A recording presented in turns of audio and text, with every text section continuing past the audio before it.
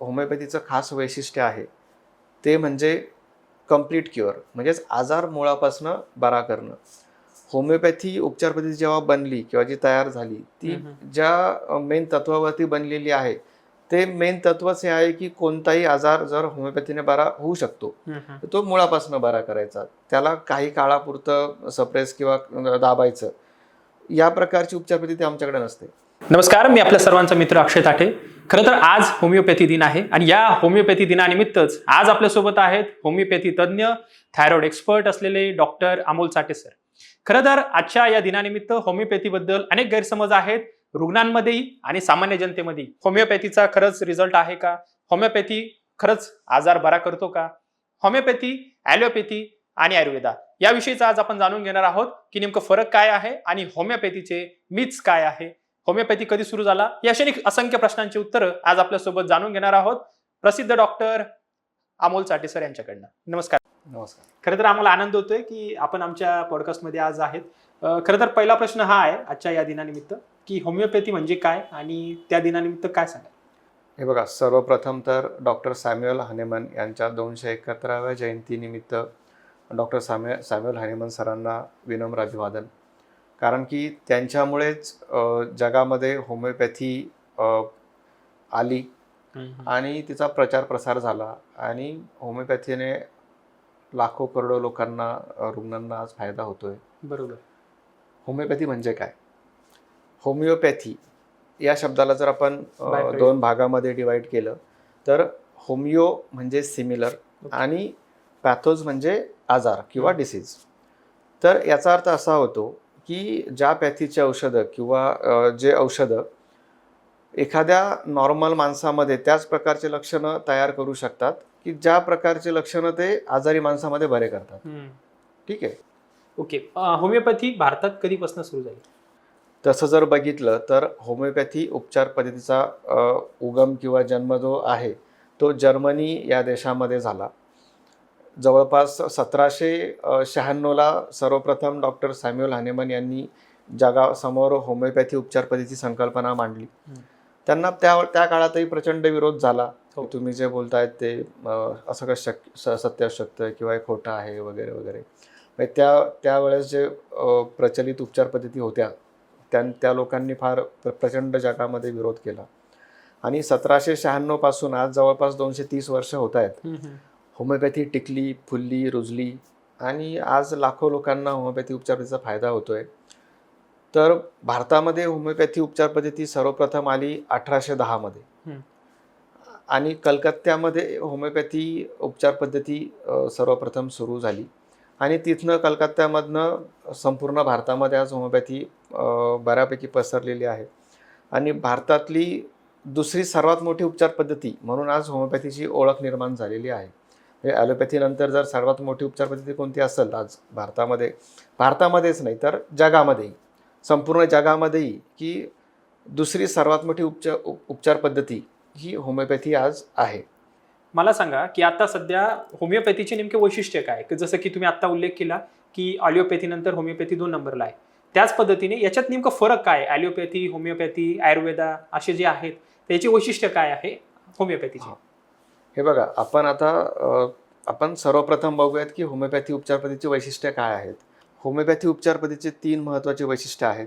पहिलं म्हणजे होमिओपॅथी ही उपचार पद्धती पूर्णपणे दुष्परिणाम विरहित आहे.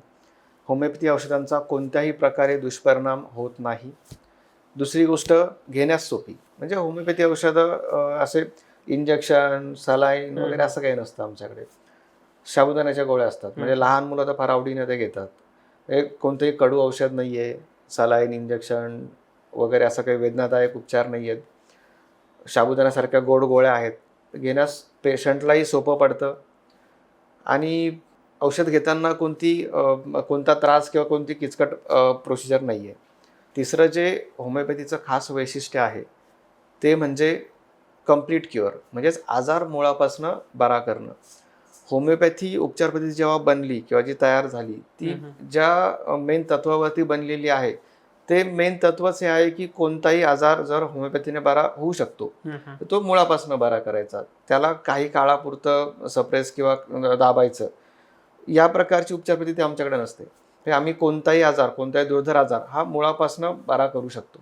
आता यानंतर तुम्ही मला असं विचारलं की ॲलोपॅथी, होमिओपॅथी आणि आयुर्वेदिक या तिन्ही उपचार पद्धतीमधला फरक काय आहे?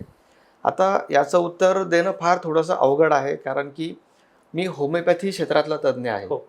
ॲलोपॅथी आणि आयुर्वेदिक याच्याबद्दल मी कोणतंही पॉझिटिव्ह किंवा निगेटिव्ह मत माझं मांडू शकत नाही, कारण की माझा त्या क्षेत्रातला अभ्यासच नाही आहे. मी त्या क्षेत्राविषयी बोलू शकतो ज्याच्यामध्ये माझा अभ्यास आहे. तर मी बरोबर. होमिओपॅथीविषयी 100% तुम्ही जे काही प्रश्न विचारताल त्याला उत्तर देऊ शकतो. परंतु आयुर्वेदिक आणि ॲलोपॅथी या विषयावरती मी जास्त बोलू शकत नाही. परंतु मी हे सांगू शकतो की तिन्ही पॅथी आपापल्या जागी श्रेष्ठ आहेत. ॲलोपॅथी असेल, होमिओपॅथी असेल, आयुर्वेदिक असेल, या तीनही पॅथी शेवटी रुग्णांना फायदा देण्यासाठीच आहेत आणि रुग्णांना बरंच करतात. तर आपापल्या पॅथीचे आपापले वैशिष्ट्य आहेत आणि यातनं लोकांचं भलंच होतं आहे किंवा मानवजातीचं भलंच होतं आहे. त्याच्यामुळे कोणती पॅथी कमी किंवा कोणती पॅथी मोठी असं काही नाही आहे. मागच्या आपण स्वातंत्र्यापासून जरी बघितलं, आता अनेकदा जर आपण चर्चा केली तर होमिओपॅथीला असा राजश्रय मिळालेला दिसत नाहीये. सरकार असो किंवा जनता असो, याच्यात पण कुठेतरी 75 वर्षात हा होमिओपॅथीकडे ओढा आहे, तो कमी असं वाटत नाही का? हे बघा, विषय असा आहे की होमिओपॅथीचा जेव्हा जन्म झाला किंवा डॉक्टर सॅम्युअल हनेमन यांनी 1796 मध्ये होमिओपॅथी उपचार पद्धतीचा इंट्रोडक्शन किंवा ओळख ही जगाला करून दिली. हो. त्यावेळी जेव्हा ज्या प्रचलित उपचार पद्धती होत्या, म्हणजे जसं की ॲलोपॅथीच ऑब्व्हियसली त्यावेळेस प्रचलित उपचार पद्धती होती आणि ती संपूर्ण जगामध्ये होती. आणि ह्या नवीन पॅथीला ॲलोपॅथीच्या डॉक्टरांकडनं त्या काळात खूप मोठा विरोध झाला. म्हणजे वेगवेगळ्या प्रकारचे आर्टिकल्स तेव्हा जगामध्ये छापण्यात आले, लिहिण्यात आले होमिओपॅथीविषयी, होमिओपॅथीच्या विरोधात. ओके. आणि आपण एक वाक्य ऐकलं असेल, म्हणजे आपण एक लाईन ऐकली असेल आपल्या लहानपणी पण, की इंग्रजांच्या राज्यातला सूर्य मावळत नव्हता. म्हणजे जवळपास संपूर्ण जगावरच इंग्रजांचं राज्य होतं. आपण ॲलोपॅथी वगैरे जर बघितलं तर हे ब्रिटन वगैरे इकडं जास्त प्रचलित होती.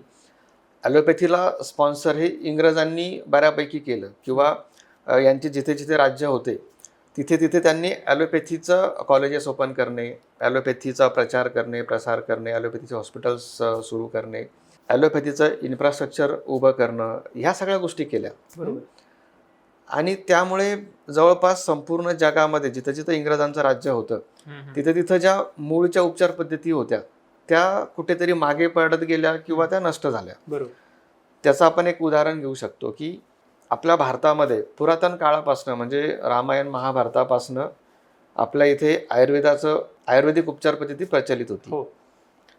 परंतु मागील 100 वर्षामध्ये कुठेतरी ऑब्व्हियसली आयुर्वेदा पडत गेलं. भारतामध्ये 1857ला इंग्रजांनी पहिलं मेडिकल कॉलेज सुरू केलं, म्हणजे आपलं मुंबईचं जे मेडिकल कॉलेज, बरोबर. आणि तिथनं भारतामध्ये ॲलोपॅथी सुरू झाली. मग त्याआधी भारतामध्ये काय होतं? आयुर्वेदा. आणि वर्षानुवर्ष म्हणजे हजारो वर्षांपासून आयुर्वेदा होतं.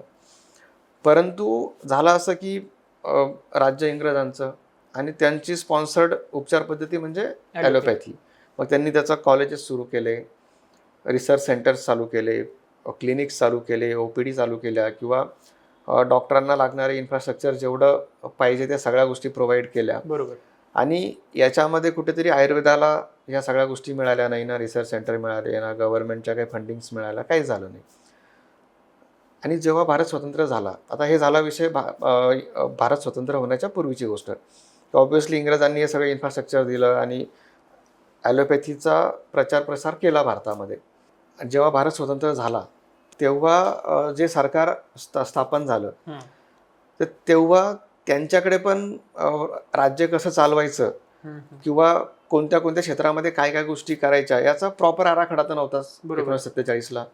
मग त्यांनी काय केलं की बऱ्याचशा क्षेत्रामध्ये इंग्रजांनी ज्या पॉलिसीज घेतलेल्या होत्या किंवा अप्लाय केलेल्या होत्या त्याच कंटिन्यू केल्या. बरोबर. आणि आरोग्य क्षेत्रामध्ये तेच झालं की इंग्रजांनी जे ॲलोपॅथीला दर्जा दिला होता किंवा ॲलोपॅथीला जे फंडिंग्स दिले होते, ज्या कॉलेजेसला फंडिंग्स दिले होते किंवा इन्फ्रास्ट्रक्चरला ज्या गोष्टी प्रोव्हाइड केलेल्या होत्या, ते सगळ्या फॅसिलिटीज कंटिन्यू झाल्या हम्म. आणि आपल्या मूळचं जे आयुर्वेदिक होतं हो.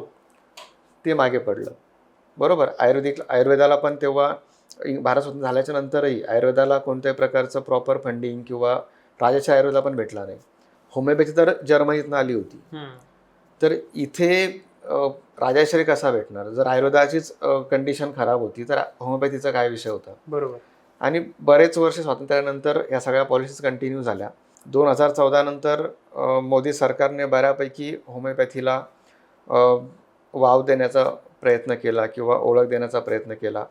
2014मध्ये भारत सरकारने आयुष मंत्रालयाची स्थापना केली आणि त्यानंतरही अजूनही भलेही आयुष मंत्रालयाला फंडिंग चांगली दिलं असेल सरकारने, परंतु सरकारी जॉब असतील किंवा प्रॉपर इन्फ्रास्ट्रक्चर असेल, अजूनही तेवढ्या गोष्टी झालेल्या नाही आहेत. पण आताशी कुठेतरी थोडेफार होप्स दिसत आहेत. आणि म्हणजे हे मूळ कारण हे होतं की होमिओपॅथीला आतापर्यंत जो राजाश्रय भेटला नाही त्याचं कारण इंग्रजांपासनं सरकार पुरस्कृत जी उपचार पद्धती होती ती ॲलोपॅथीच होती. बरोबर. आणि आता कुठं गोष्टी बदलता आहेत आणि त्या बदलतीलही. होमिओपॅथीबद्दल अशा आरोप केला जातो किंवा म्हटलं जातं की होमिओपॅथी ही फक्त श्रीमंतांचीच उपचार पद्धती आहे, शहरातल्या लोकांची उपचार पद्धती आहे आणि ज्या लोकांकडे पैसा आहे तेच लोक होमिओपॅथी घेतात. तर यामागचं नेमकं उत्तर काय? हे बघा, याच्यामध्ये झालेलं असं आहे की एकतर होमिओपॅथी उपचार पद्धतीला राजाश्रय नाही आहे. सरकारी हॉस्पिटल्समध्ये, सरकारी दवाखान्यांमध्ये होमिओपॅथी आतापर्यंत उपलब्ध नव्हती. आता कुठे सरकारी दवाखान्यांमध्ये होमिओपॅथीच्या OPD सुरू झालेल्या आहेत, पण अजून त्याचा प्रचार प्रसार तेवढा नाही आहे. आणि जसं मी तुम्हाला सांगितलं आता की राजाश्रय नसल्यामुळं पॅथीचा प्रचार प्रसार नीट झाला नाही. मग त्यामुळे होमिओपॅथी मागील बरेच वर्ष की म्हणजे मुंबई, पुणे, दिल्ली, बँगलोर, कलकत्ता अशा मेट्रो सिटीमध्येच सीमित राहिली किंवा त्याचा प्रचार प्रसार तिथून बाहेर झाला नाही जास्त. आणि प्रचार प्रसार नसल्यामुळे मग एक ठराविक कॅटेगरीचे श्रीमंत लोक किंवा हुशार लोक किंवा ज्यांचा अभ्यास आहे, स्टडी आहे, ज्यांना बऱ्याच गोष्टी माहिती आहेत, तेच लोक आजपर्यंत होमिओपॅथी घेत होते. परंतु मागच्या 10 वर्षामध्ये बऱ्यापैकी होमिओपॅथी ही ग्रामीण भागातही रुजत आहे, पसरत आहे. आणि मराठवाड्यात तरी डॉक्टर चाटे होमिओपॅथी क्लिनिकच्या माध्यमातून आम्ही जवळपास 90% ग्रामीण भागापर्यंत पोहोचलेलो आहोत. आज आमचे जे पेशंट आहेत ते फक्त शहरातच नाही आहेत, म्हणजे मुंबई, पुणे, नाशिक, लातूर, संभाजीनगर अशा शहरात आमचा पेशंट वर्ग आहेच, परंतु ग्रामीण भागात नाही बऱ्यापैकी पेशंट आमच्याकडे क्लिनिकमध्ये दाखवायला येतात आणि त्यांना चांगला फरकही पडतो. आणि हा सगळा प्रचार प्रसाराचा भाग होता. आपण जर बघितलं तर मराठवाड्यामध्ये पण होमिओपॅथी बऱ्यापैकी कुठेतरी पिछाडीवरती आहे, मागे पडलेली आहे. त्याचं कारण होतं की होमिओपॅथी डॉक्टर्स पॅथीचा प्रचार करण्यासाठी जास्त उत्सुक नसतात किंवा नव्हते. आणि ती गोष्ट ओळखून आम्ही मागच्या 10 वर्षामध्ये न्यूजपेपर असतील, TV असेल, म्हणजे एकंदरीत मीडियामध्ये जाऊन बऱ्यापैकी होमिओपॅथी काय आहे, होमिओपॅथीविषयी जनजागृती करण्याचा प्रयत्न केला आहे. आणि त्याचे रिझल्ट्स आम्हाला चांगल्या प्रकारे दिसत आहेत. म्हणजे आज महाराष्ट्रामध्ये 7 शहरांमध्ये आमचे क्लिनिक्स आहेत आणि बऱ्यापैकी ग्रामीण भागातूनही रुग्ण येतात, मेट्रो सिटीजमधूनही रुग्ण येतात. तर होमिओपॅथीचा प्रचार प्रसार करण्याचा आम्ही अजूनही प्रयत्न करणारच आहोत आणि आतापर्यंतही आम्ही बऱ्यापैकी केलेला आहे. फक्त श्रीमंत वर्गच नाही तर मिडल क्लास असेल, ग्रामीण भागातला वर्ग असेल, या सगळ्या वर्गांमध्ये होमिओपॅथीचा प्रचार प्रसार करण्यात आम्ही बऱ्यापैकी अग्रेसर आहोत. नेमकं आता होमिओपॅथीमध्ये कोणते कोणते आजार बरे होतात आणि कोणते कोणते आजार म्हणजे क्युअर करण्यासाठी होमिओपॅथी उपयोगी पडते? हे बघा, होमिओपॅथी उपचार पद्धती जवळपास सगळ्या प्रकारचे आजार बरे करू शकते. म्हणजे सर्दीपासनं तर कॅन्सरपर्यंत सर्व आजारांवरती होमिओपॅथी उपचार पद्धती अतिशय प्रभावी आहे. हां, फक्त तुम्ही सर्जरीचा जर विषय काढला तर आम्ही सर्जरी नाही करू शकत, कारण की आमच्या पॅथीमध्ये तसं काही प्रोव्हिजन नाही आहे. परंतु आम्ही सर्जरी लागू देत नाही. म्हणजे आता एखादी कुठे गाठ आहे शरीरामध्ये, तिला तुम्ही सर्जनकडे जाऊन तिला कट करून काढणार, तर आम्ही अशी औषधे देऊ की तुम्हाला ती गाठ तिथेच जिरून जाईल आणि सर्जरी करायची गरज नाही पडणार. म्हणजे आम्ही फक्त आम्ही होमिओपॅथी डॉक्टर सर्जरी करू शकत नाही, पण आम्ही सर्जरी टाळू शकतो. अच्छा. आणि सर्दीपासून कॅन्सरपर्यंत जवळपास सगळे आजार आम्ही बरे करू शकतो. त्यामध्ये होमिओपॅथी उपचार पद्धतीचे जे वैशिष्ट्य आहे ते असं की आजार मुळापासून बरा करणं आणि असाध्य आणि दुर्धर आजार आम्ही मुळापासून बरे करतो. की जिथे तुम्हाला ॲलोपॅथी उपचार पद्धतीमध्ये असेल किंवा इतर कोणत्या पॅथीमध्ये असेल की बरेच वर्ष किंवा वर्षानुवर्ष किंवा आयुष्यभर गोळ्या घ्यायची गरज पडेल, तर असे आजार आम्ही मुळापासून बरे करू शकतो. आता जसं तुम्ही आता सांगितलं की होमिओपॅथीमधनं ऑपरेशन करण्याची गरज पडत नाही, आजार मुळापासून नष्ट होतो. पण तुम्ही स्वतः थायरॉइडचे तज्ज्ञ आहात किंवा थायरॉइड एक्सपर्ट आहात, तर थायरॉइडला बरा करण्यासाठी तुम्ही जे काम करतायत त्याबद्दल कौतुकास्पद आहे. परंतु ॲलोपॅथीमधनं असा आरोप केला जातो की थायरॉइड बरा होत नाही. तर याकडे कसं बघता? हे बघा, सर्वप्रथम मी होमिओपॅथी तज्ज्ञ आहे, मी थायरॉइड तज्ज्ञ नाही. हां, मी होमिओपॅथीतनं थायरॉइडचा आजार बरा करतो. ओके. होमिओपॅथी उपचार पद्धतीतनं. आतापर्यंत आम्ही हजारो थायरॉइडच्या रुग्णांना आजारातनं मुळापासून बरं केलेलं आहे. थायरॉइडची गोळीही आम्ही पूर्णपणे बंद केलेली आहे आणि आमच्याकडे बऱ्या झालेल्या रुग्णांच्या मुलाखती आम्ही आमच्या डॉक्टर अमोल चाटे या यूट्यूब चॅनलवरती पण टाकलेल्या आहेत. तसेच आमच्याकडे त्याचे रेकॉर्ड्सही असतात, रिपोर्ट्सही असतात. आता म्हणजे बऱ्याच वेळा माझ्यावरती टीका होते की थायरॉइडचा आजार बरा होतच नाही. तुम्ही म्हणजे मी कसं सांगतो की बाबा थायरॉइडचा आजार मी बरा करू शकतो. हे बघा की आता थायरॉइडचा आजार बरा होत नाही हे सत्य आहे, पण ॲलोपॅथी उपचार पद्धतीमधलं सत्य आहे. ओके. बरोबर. आणि ॲलोपॅथी उपचार पद्धतीनुसार तो बरा होत नसेल, इट्स ओके, त्या मताशी मी सहमत आहे. पण ॲलोपॅथी उपचार पद्धतीमध्ये तो बरा होत नाही याचा अर्थ तो होमिओपॅथी उपचार पद्धतीमध्ये पण बरा होत नाही असा होतो का? किंवा आयुर्वेदिकमध्ये पण होणार नाही असं होईल का? किंवा युनानीवाला पण त्याला काहीतरी वेगळा उपचार करू शकतो. तर ॲलोपॅथी उपचार पद्धतीमध्ये जर थायरॉइडचा आजार बरा होत नाही तर ती गोष्ट युनिव्हर्सल सत्य आहे हे आम्ही का मानावं? बरोबर. की ॲलोपॅथी डॉक्टर त्यांच्या नॉलेजनुसार त्यांच्या पॅथीनुसार बरोबर बोलतात की ॲलोपॅथीमध्ये थायरॉइडचा आजार मुळापासून बरा होत नाही. इट्स ओके, मला त्याच्याबद्दल काहीही शंका नाही किंवा त्याच्याबद्दल मला कोणताही ऑब्जेक्शन नाही आहे. पण होमिओपॅथी उपचार पद्धतीतनं थायरॉइडचा आजार बरा होऊ शकतो हे मी सांगतोय. मी हे नाही सांगत आहे की मी ॲलोपॅथी उपचार देऊन थायरॉइडचा आजार बरा करतोय. टीका करायचा प्रश्न येत नाही ना. की मी जर ॲलोपॅथी उपचार देऊन मी थायरॉइडचा आजार बरा करू शकतो असं म्हणलो असतो तर माझ्यावर टीका करणं योग्य होतं ॲलोपॅथी डॉक्टरांनी. पण माझी पॅथीच वेगळी आहे की माझ्या पॅथीमध्ये जर होमिओपॅथी औषधं उपलब्ध आहेत थायरॉइडच्या आजारासाठी आणि ते आज नाही आहेत, म्हणजे काय मी नवीन शोध लावला आहे असं मी दावा पण करत नाही कुठे, की होमिओपॅथी उपचार पद्धतीमध्ये मागच्या 200 वर्षापासून थायरॉइडच्या आजारासाठी औषधं उपलब्ध आहेत आणि तेच औषधं योग्य प्रकारे किंवा माझ्या अनुभवातनं ज्या काही गोष्टी मी शिकलो असेल ते वापरून मी होमिओपॅथीने थायरॉइडचा आजार बरा करू शकतो असं बोलतोय. तर याच्यामध्ये टीका करण्याचा काय संबंध? बरोबर. परंतु नेहमी माझ्यावरती टीका होत राहते. आता त्या टीकेचं उत्तर मी कधीच आजपर्यंत मीडियामध्ये येऊन दिलं नाही किंवा न्यूजपेपरमध्ये किंवा टी व्हीवरती दिलं नाही. त्याचं कारण हे होतं की मला कोणत्या प्रकारची डॉग फाईट करायची नव्हती आजपर्यंत. आलं लक्षात? पण आता तुम्ही प्रश्न विचारला म्हणून मी आज उत्तर देतोय. कोणत्याही प्रकारची डॉग फाईट न करता मागच्या 11 वर्षामध्ये मी हजारो थायरॉइडच्या पेशंटला थायरॉइडच्या आजारातनं मुळापासून बरं केलेलं आहे. तीच माझ्या कामाची पोचपावती आहे. आणि त्याचे रेकॉर्ड्स, पेशंटचे व्हिडिओज, पेशंटच्या मुलाखती आम्ही सगळ्या सोशल मीडियावरती, यूट्यूबवरती शेअर केलेल्या आहेत, करतोय. त्याच्यामुळे आता मला वेगळं काही सिद्ध करायची गरज नाही की मी थायरॉइडचा आजार कसा बरा करू शकतो. बरोबर. कारण की पेशंटच आता येऊन सांगतायत की आम्ही बरे झालेलो आहे बाबा. आलं लक्षात? तर माझ्यावरती इतके वर्ष ज्या लोकांनी टीका केली त्यांना उत्तर हेच आहे की माझे पेशंट बोलत आहेत आणि बोलतील आणि रिझल्ट्स आहेत. बरोबर. त्यांच्या मुलाखती जाऊन बघा, एवढंच, दुसरं काय. आता जसं तुम्ही सांगितलं की तुम्ही हजारो रुग्णांना बरं केलं आहे, परंतु असा एखादा किस्सा आहे का की त्या पेशंटला असं वाटत होतं की माझा थायरॉइड बरा होणारच नाही, मुळापासून आता तो नष्ट होणार नाही, परंतु तुमच्या उपचाराने त्याचा थायरॉइड बरा झाला, एखादा किस्सा? हे बघा, आता किस्सा एक तर नाही आहे, हजारो किस्से आहेत. कारण की प्रत्येक पेशंट जेव्हा माझ्यापर्यंत आला, म्हणजे ऑब्व्हियसली 8 वर्षापूर्वी जेव्हा मी पहिला लेख लिहिला न्यूजपेपरमध्ये की मी म्हणजे आम्ही होमिओपॅथी औषधांनी थायरॉइडचा आजार बरा करू शकतो, आणि माझ्यावरती शंका उपस्थित झाली की हा खोटं बोलतोय.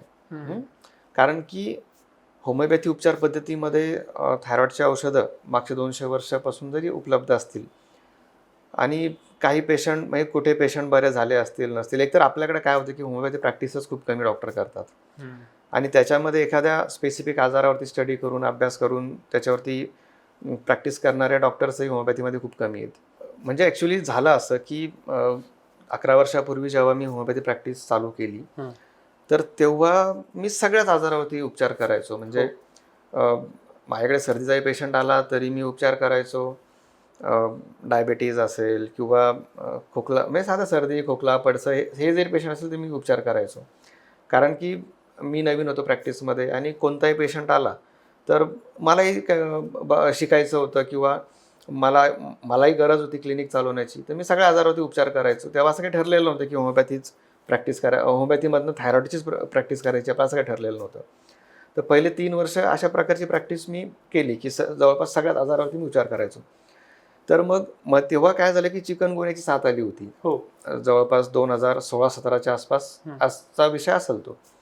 तेव्हा पेशंट पेनकिलरच्या गोळ्या किंवा सलाईन वगैरे ह्या गोष्टी करून फार कंटाळायचे आणि त्यांचे चिकनगुन्या बरा जरी झाला तरी जॉईंट पेन जायचे नाही. तर माझ्याकडे काही पेशंट तेव्हा चिकनगुन्याचे आले. मी पेपरमध्ये पण थोडी जाहिरात दिली होती की चिकनगुन्यासाठी माझ्याकडे चांगलं औषधे वगैरे. आणि पेशंटचे एक 10 ते 15 दिवसामध्ये चिकनगुन्यामुळे होणारे जे जॉईंट पेन्स होते ते मी एक 10 ते 15 दिवसामध्ये बरे करायचो. त्यामुळे बऱ्याचशा पेशंटला माझ्यावरती विश्वास निर्माण झाला की अरे डॉक्टर चांगला आहे. तर मग हे जे चिकनगुन्याचे बरे झालेले पेशंट होते त्यातल्या एक 2-4 महिन्यांनी 6 महिन्यांनी एक 3-4 पेशंटला थायरॉईडचा त्रास जाणवला आणि ते थायरॉईडचे रिपोर्ट म्हणजे खराब आले. तर मग पेशंट मला विचारलं की सर तुम्ही होमिओपॅथीमध्ये इतके चांगले उपचार करता, मला थायरॉईड डिटेक्ट झाला तर मग तुम्ही करू शकता का? तर मी म्हटलं ठीक आहे आपण प्रयत्न करू. आणि मी पण नवीनच होतो तेव्हा. मी काही पुस्तकामध्ये आमच्या रेपर्टरीमध्ये थायरॉईडसाठी काही औषधं शोधले आणि त्यांना दिले. म्हणजे काय योगायोग समजावा किंवा देवाची काही इच्छा असेल आपल्या हातून थायरॉईडमध्ये काही चांगलं काम करून घ्यायचं असेल. एकाच महिन्यामध्ये 3 पेशंटचे थायरॉईडचे जे रिपोर्ट्स होते मग एकाच महिन्यामध्ये 3 थायरॉईडच्या पेशंटचे रिपोर्ट्स नॉर्मल आले. ओके. आणि एखाद दुसरा आला असता तरी मी काही जास्त माइंड केलं नसतं. पण एक 15-20 दिवसाच्याच अंतरामध्ये 3 थायरॉईडचे पेशंट बरे झाले आणि त्यांचे रिपोर्ट्स नॉर्मल आले. ओके. आणि त्याच्यावरती माझी नजर गेली, ते नोटीस झालं मला. आणि विशेष म्हणजे या 3ही पेशंटनी ॲलोपॅथीची कोणतीच गोळी घेतलेली नव्हती. क्या बात. आणि मी पण एक प्रयोग म्हणून चला आपण ट्रायल घेऊ किंवा करून बघू बाबा. करून बघू म्हटलं आणि 3 पेशंट 15 दिवसाच्याच अंतरामध्ये 3 पेशंटचे रिपोर्ट्स नॉर्मल. मग माझ्या डोक्यामध्ये क्लिक झाले की अरे एखादा पेशंट चला ठीक आहे आपोआप बरा होऊ शकतो, कोणी ॲलोपॅथीची गोळी घेतली, म्हणजे 3ही पेशंटनी ॲलोपॅथीची गोळी घेतलेली नाही आहे आणि तिघांचे रिपोर्ट्स नॉर्मल आले एक 10 दिवसाच्या अंतरामध्ये. मग मला ते क्लिक झालं की अरे हे काहीतरी झालेलं आहे आपल्या औषधांनी. आपण जे मेडिसिन दिलं, आपण जे ट्रायल घेतली किंवा आपण जे प्रयोग केला तो कुठेतरी सक्सेस झालेला आहे. आणि मग मी अभ्यास सुरू केला आणि तिथनं मग मी होमिओपॅथीमधनं थायरॉईडवरती वेगवेगळ्या म्हणजे खूप सारा स्टडी केला, मेडिसिन शोधले, पेशंटवरती क्लिनिकल ट्रायल्स घेतल्या आणि हळूहळू मग उपचार पद्धती डेव्हलप झाली आणि आज हजारो पेशंट बरे झालेले आहेत. आणि हा सगळ्यात मोठा किस्सा होता की आज जे हजारो लाखो पेशंटला आमच्या उपचार पद्धतीचा फायदा होतोय हा तो महत्त्वाचा किस्सा होता की ते 3 पेशंट ज्यांनी जस्ट माझ्याकडे त्यांनी पण एक चला बाबा आपण होमिओपॅथी घेऊन बघू ॲलोपॅथी घेण्यापेक्षा, आणि मी पण त्यांना देऊन बघितलं आणि ते 3ही पेशंट बरे झाले आणि आज एवढ्या लाखो पेशंटला होमिओपॅथी उपचार पद्धतीतनं फायदा होतोय. आणि हे असं घडलं. मग मी अभ्यास केला, मग त्याच्यावरती मी थोडा स्टडी केला आणि मी पहिल्यांदा पेपरला आर्टिकल लिहिलं की मी थायरॉईडचा आजार होमिओपॅथीतनं बरा करू शकतो. आणि तिथं सगळं वादळ उठलं की ॲलोपॅथी डॉक्टरांचे माझ्या विरोधामध्ये पेपरमध्ये लेख किंवा पेशंटला माझ्या अंगावर भडकून पाठवणे, कुठे त्यांच्या संघटनांनाच कुठेतरी कंप्लेंट करणे, कुठं त्या ॲडव्हाइजमेंट काउन्सिलला कंप्लेंट करणे, ह्या कुठे जाहिरात करतो, हे करतो, ते करतो. आता या सगळ्या गोष्टींचं खूप मोठं प्रेशर माझ्यावरती निर्माण झालं. खूप मानसिक त्रास झाला मला त्या काळामध्ये. परंतु मी घाबरलो नाही किंवा मी त्या सगळ्या त्रासांमध्ये स्टेबल राहिलो. कारण की मला माझ्या पॅथीवरती आणि उपचार पद्धतीवरती विश्वास होता. बरोबर. हे लोक काही पेशंटला माझ्यावरती भडकून लावायचे, तो खोटं बोलतो, त्याच्या जाऊन केस करा, हे करा, ते करा. मला पेशंट येऊन धमक्या द्यायचे. पण मी त्यावेळेस घाबरलो नाही. कारण की एकतर माझ्या पोटापाण्याचा प्रश्न होता, की मी जर घाबरलो आणि प्रॅक्टिस सोडून दिली किंवा मी जर हे केलं नाही किंवा लोकांचे उपचार करायला मी जर कुठेतरी मागे हटलो तर माझी प्रॅक्टिस चालणार नाही आणि मी खाऊ काय. माझ्या पोटापाण्याचा प्रश्न होता. त्याच्यामुळे मला दुसरा ऑप्शनच नव्हता की तिथं जर मी घाबरलो असतो तर मी संपलो असतो, मी प्रॅक्टिसमधनं बाहेर गेलो असतो. मला जर आयुष्यात काही करायचं आहे, आयुष्यात काही नाव करायचं आहे, पोटापाण्याचा प्रश्न मिटवायचा आहे, तर मलाही दुसरा काही पर्यायच नव्हता. होमिओपॅथी प्रॅक्टिस केल्याशिवाय किंवा थायरॉइडचा आजार जे काही मी करत होतो, लोकांना त्याचे रिझल्ट येत होते, फरक पडत होता, ते काम केल्याशिवाय मला दुसरा काही पर्यायच नव्हता. कारण दुसरं काम ॲलोपॅथी प्रॅक्टिस मला येत नव्हती. बरेच डॉक्टर होमिओपॅथी डिग्री घेतात पण ॲलोपॅथी प्रॅक्टिस करतात. माझं तसंही काही नव्हतं. मला ॲलोपॅथी प्रॅक्टिसही येत नव्हती, मग येत होतं फक्त होमिओपॅथी. माझा उदरनिर्वाहाचा प्रश्नच फक्त होमिओपॅथी सुटणार होता. तर मग त्याच्यामुळे मागे तर हटता येत नव्हतं. मी शांतपणे किती प्रेशर आलं, किती लोकांनी त्रास दिला तरी बाबा मी माझं काम करतोय, तुम्हाला विश्वास असेल तर ट्रीटमेंट घ्या, नाही तर नका घेऊ. ह्या बेसवरती मी पुढे जात राहिलो. लोक येत राहिले, लोकांनी विश्वास ठेवला, पेशंटने विश्वास ठेवला, माझे रिझल्ट्स दिसायला लागले. मग माझे बरे झालेले पेशंट ह्या लोकांना जाऊन सांगायला म्हणजे जे माझ्या विरोधात बोलायचे किंवा भडकवायचे डॉक्टर्स, त्यांना जाऊन माझे पेशंटच सांगायला लागले, अरे सर आम्ही 5-5 वर्ष तुमच्याकडे ट्रीटमेंट घेतोय, डॉक्टर चाटेकडे गेलो, महिन्याभरात फरक दिसतोय, वर्षभरात गोळी कमी झाली किंवा बंद झाली. आणि असे रिझल्ट्स जेव्हा बाहेर मार्केटमध्ये दिसायला लागले तेव्हा हा सगळा त्रास माझा कमी होत गेला. बरं, आता अनेक रुग्ण आहेत, खरं तर वेळ पण खूप कमी आहे. अनेक रुग्ण आहेत जे ग्रामीण भागातील, जसं तुम्ही सांगितलं की मराठवाड्यापर्यंत चांगला प्रसार झालेला आहे, परंतु त्या रुग्णांना आणि आता सध्या जे काही आपले प्रेक्षक आहेत त्यांना या होमिओपॅथीबद्दल आजच्या या दिनानिमित्त काय संदेश असेल आणि कशा पद्धतीने त्यांचं आरोग्य सांभाळलं पाहिजे यासाठी काय संदेश असेल? हे बघा, होमिओपॅथी ही उपचार पद्धती दुष्परिणाम रहित आहे. म्हणजे होमिओपॅथी औषधांचा कोणत्याही प्रकारचा दुष्परिणाम होत नाही. तुम्ही औषध घेतल्यावरती एक तर तुमचा आजार बरा होईल, नाही तर नाही होणार. बरोबर. पण तुमच्या शरीराला कोणती हानी नाही होणार. बरोबर. हेच जर आपण इतर प्रचलित पॅथीमध्ये जर बघितलं, एक आजार बरा करायला गेलं, दुसरा आजार सुरू होतो किंवा त्या गोळ्यांचे काही साईड इफेक्ट होतात, त्याने काहीतरी वेगळंच सुरू होतं, मग त्याच्या काहीतरी वेगळीच ट्रीटमेंट सुरू करा. म्हणजे एकंदरीत औषधांचे दुष्परिणामही खूप मोठ्या प्रमाणात आहेत. तसं होमिओपॅथीमध्ये नाही आहे. होमिओपॅथी औषधांचा कोणत्याही प्रकारचा दुष्परिणाम नाही आहे. होमिओपॅथी उपचार पद्धतीमध्ये आजार जर बरा झाला तर तो मुळापासून बरा होतो. म्हणजे कोणत्याही आजाराला आयुष्यभर किंवा वर्षानुवर्ष गोळ्या घ्यायची गरज पडत नाही. तर तो एक बेनिफिट आहे. आणि होमिओपॅथी उपचार पद्धतीचा आतापर्यंत प्रचार प्रसार कमी होता आणि त्यामुळे लोकांपर्यंत पॅथीचे बेनिफिट्स वगैरे किंवा फायदे लोकांना माहिती नव्हते. तर एक निरोगी आयुष्य जगण्यासाठी, निरोगी आणि औषधांचे दुष्परिणाम विरहित आयुष्य जगण्यासाठी होमिओपॅथी फार प्रभावी उपचार पद्धती आहे. तर सर्वांनी म्हणजे तुम्ही होमिओपॅथी उपचार पद्धती घ्या असं मी सांगेल. आणि दुसरा एक संदेश मला द्यायचा आहे प्रेक्षकांना आणि रुग्णांना, की कोणताही आजार झाल्यानंतर आपण जे एक समज आहे की कुठंचा पेशंट बरा नाही झाला तर मग तो होमिओपॅथीकडे येतो. अच्छा. तर हा समज पहिले दूर झाला पाहिजे. कसा? की कुठेच आजार बरा नाही झाला तर मग तो होमिओपॅथीत बरा होतो. हा जो गैरसमज आहे की आजार कुठे बरा होत नाही, म्हणजे तुम्ही 10 डॉक्टरांकडे जाऊन येता, ॲलोपॅथी घेता, आयुर्वेदिक घेता आणि मग होमिओपॅथीमध्ये येता आणि तिथं तो आजार बरा होतो. म्हणजे जो आजार कोणी बरा नाही करू शकलं तो आजार कोणी बरा केला? होमिओपॅथीने. मग श्रेष्ठ कोण? होमिओपॅथी. मग तुम्ही जर 10 ठिकाणी जाऊन येण्यापेक्षा जर पहिलेच होमिओपॅथीकडे आले तर बरोबर आजार तुमचा पहिल्या टप्प्यातच बरा होईल ना आणि लवकर बरा होईल. तुमचा आर्थिक, मानसिक आणि शारीरिक जो तोटा आहे तो कुठेतरी वाचेल ना. की आजार जर 10 ठिकाणी जाऊन आल्यानंतर होमिओपॅथीमध्ये बरा होतोय तर तुम्ही पहिलेच होमिओपॅथीमध्ये या ना, पहिलेच बरा होईल ना तो. आलं लक्षात? तर हा सर्वात मोठा संदेश मी प्रेक्षकांना आणि रुग्णांना देऊ इच्छितो आज. निश्चितच. खरं तर आजच्या या दिनानिमित्त आपल्यासोबत होते होमिओपॅथी तज्ज्ञ डॉक्टर अमोल चाटे सर. खरं तर त्यांनी होमिओपॅथीबद्दलचे जे मिथ्स आहेत होमिओपॅथीबद्दल काय काय किस्से घडले आहेत आणि खरं तर त्यांच्या आयुष्यामध्ये जो रे टर्निंग पॉईंट घडला आणि त्यानिमित्तानेच थायरॉइड सारखा आजार सुद्धा मुळापासून बरा करण्याची त्यांना संधी मिळाली किंवा एक यशस्वी प्रयोग सुद्धा झाला असं म्हणता येईल. आणि येणाऱ्या काळात त्यांच्या हातनं असे अनेक चमत्कार घडो आणि होमिओपॅथीच्या माध्यमातून अनेक रुग्णांना चांगल्या पद्धतीने उपचार पद्धतीच्या माध्यमातून बरे व्हावे अशी अपेक्षा व्यक्त करूयात. आणि येणाऱ्या काळात आपल्याला कोणत्या आजाराबद्दल माहिती हवी आहे आणि काय तुम्हाला अपेक्षित आहे तेही निश्चित कळवा. आणि आजच्या या व्हिडिओच्या माध्यमातून होमिओपॅथीबद्दल तुमचे काय प्रश्न असतील तेही नक्कीच कळवा. धन्यवाद सर. धन्यवाद.